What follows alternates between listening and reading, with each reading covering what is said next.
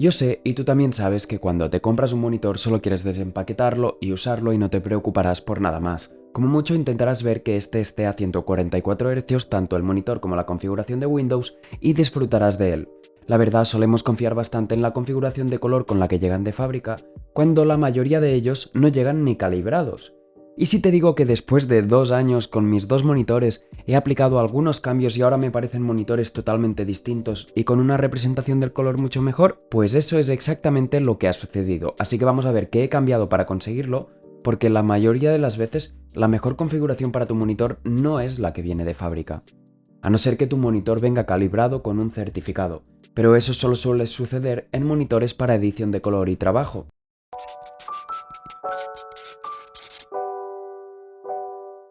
Muy buenas a todos, una semana más, vamos con todo lo que necesitamos saber. El primer ajuste que haremos será desactivar el brillo automático, que según el monitor tendrá un nombre u otro, Dynamic Dimming o como veis en mi LG dice DFC, porque esto lo único que acaba haciendo es distraernos, pero no solo haremos esto, tenemos que tener en cuenta que solo tenemos dos ojos, así que tenemos que cuidarlos, por lo que lo mejor será no tener el brillo demasiado alto. A mí me gusta tenerlo sobre el 50%, incluso si se da la situación algo menos. Ahora vamos con la temperatura del color, que esto lo que hace sobre todo es cambiar la tonalidad de estos y deberíamos conseguir que los blancos se vean realmente blancos y no con un tono amarillo. Pero como no todos tenemos una herramienta para calibrar los monitores, lo deberíamos de hacer a ojo. En mi caso y en general la opción con la temperatura del color a 6500K suele ser la mejor.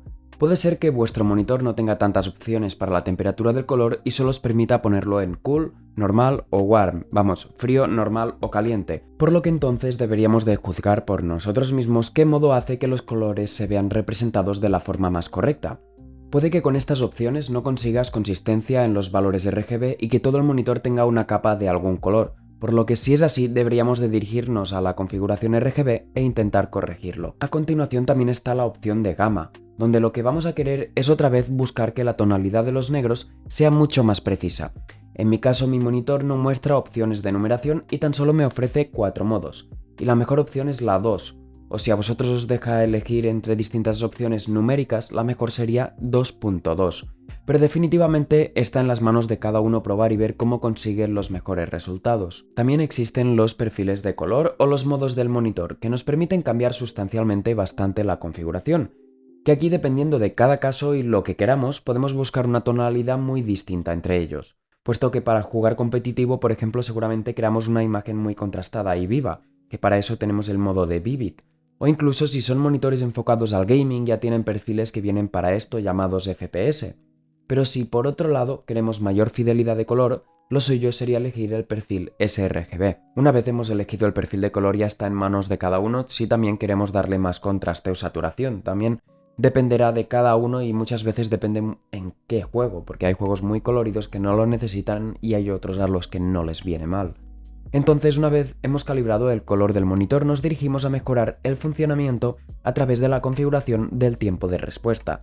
La mayoría de monitores nos dejan elegir entre distintos niveles de estos tiempos para que podamos configurarlos a nuestro gusto. Aquí la teoría es que deberíamos de poner en el monitor el test del OVNI e ir probando.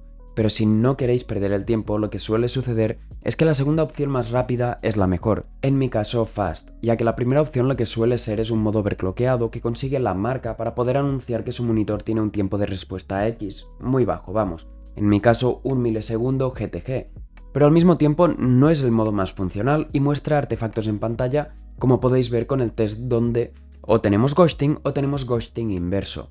Así que para aquellos con más ganas de dejarlo en su mejor nivel, lo mejor será que os lo miréis personalmente con el test, que dejaré el enlace aquí abajo en la descripción y posteriormente podréis configurarlo. Ponéis el test en pantalla y vais tocando la configuración a ver cuándo lo veis mejor. Ahora, para reducir todavía más este motion blur, algunos monitores cuentan con tecnologías como DAYAC, UELMB o ELMB. Lo que estas tecnologías hacen es apagar la iluminación que está por detrás de la capa de los píxeles entre frame y frame para tener transiciones entre frames mucho mejores y reducir el motion blur. Pero aquí tengo que decir que no hay una opción generalizada. Cada marca desarrolla su propia tecnología y crea un sistema peor o mejor. En este caso os recomendaría buscar por internet algún test, ya que hay marcas que consiguen que valga mucho la pena y otras donde lo mejor es tenerlo desactivado. Al final también es cuestión de probar y valorar de nuevo con el mismo test del OVNI, por ejemplo. Por eso también podéis dejar en los comentarios vuestra marca de monitor y si lo tenéis activado para que como más personas vayan llegando al vídeo, sepan cómo ajustar este modo o tengan experiencias de otros usuarios. Y tened en cuenta que algo importante de este modo es que reduce considerablemente el brillo de la pantalla, por lo que si jugáis con mucha luz del día en la habitación lo notaréis bastante. Por otro lado, si siempre tenéis persianas y cortinas cerradas no habrá problema alguno. Por último, en cuanto al G-Sync o FreeSync, por lo general siempre me aseguro de que esté activado, pero hay variaciones y no siempre debe ser así. Lo que hace básicamente es hacer que los frames del monitor lleguen completos, porque sincroniza la tarjeta gráfica con la frecuencia de actualización del monitor.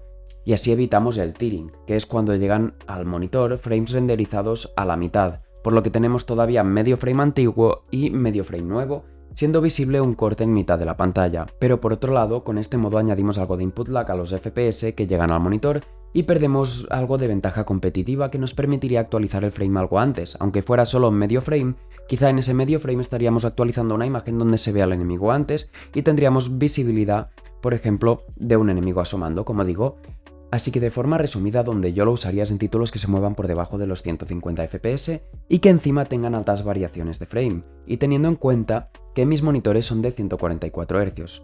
Entonces, en videojuegos que no sean estables y donde los FPS estén por debajo de la marca de los hercios de mi monitor es cuando esta tecnología nos da todos sus beneficios de la sincronización adaptativa.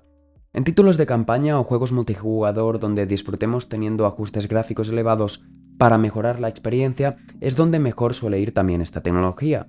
Por otro lado, en videojuegos de eSports, donde queremos tener el mínimo input lag y además que suelen ser los menos demandantes y podemos mover fácilmente muchos frames respecto a la frecuencia de actualización de nuestro monitor, ahí es donde sería mejor tenerlo desactivado. Sobre todo, el detalle que habría que tener en cuenta, como he dicho antes, si tu monitor es de 144 Hz, tenemos que estar siempre por encima de estos FPS para evitar el tearing. Vamos, que nunca bajemos de los 144 FPS, porque en mi caso el tearing empeora bastante la experiencia y prefiero tener algo de input lag a afectar negativamente la experiencia visual. Yo por lo menos noto bastante el tearing. Y estas son las opciones generales más importantes, aunque encontramos algunas otras que seguro que te vendrá bien conocer. El Black Equalizer, por ejemplo, es una opción que permite calibrar los negros. Lo que consigue es hacer más claras las sombras, revelando mejor la información de esas zonas. Esto dependerá más del tipo de videojuego, pero es bastante popular, por ejemplo, en Rainbow Six Siege, Battlefield o Call of Duty. Al final lo mejor es probar los niveles de estas opciones para ver qué nos otorga mejores resultados. Pero sabed también que haciendo esto estamos literalmente reduciendo las sombras, por lo que estamos reduciendo los niveles de contraste. Además también podemos calibrar los colores desde el panel de nuestra tarjeta gráfica, por lo que si movernos por los menús de nuestro monitor resulta difícil o si queréis acabar de ajustar algo, se puede hacer a través del panel de la tarjeta gráfica. Incluso se pueden aplicar configuraciones personalizadas cuando ejecutas cada videojuego para tener un ajuste específico. Y hasta aquí esto es mi opinión, y si hay algún ajuste que os haya venido muy bien y que yo no lo haya comentado o el ajuste que sea, podéis dejármelo aquí abajo en los comentarios, que estaré muy atento para una segunda revisión de este vídeo. Y con esto dicho, nos vemos en el próximo vídeo. Un saludo.